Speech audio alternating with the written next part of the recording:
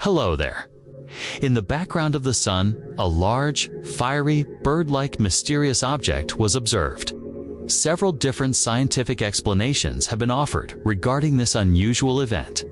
Astronomer Alexander Kisilov stated that this image could actually be a comet passing very close to the sun, vaporizing or breaking apart due to the heat.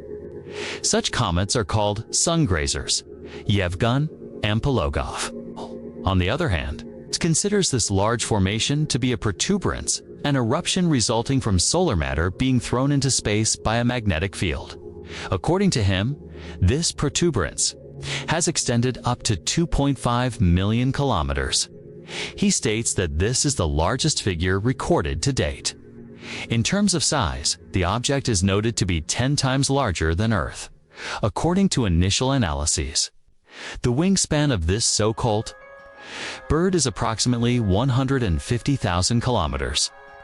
The appearance of the object resembles a creature flying over the sun.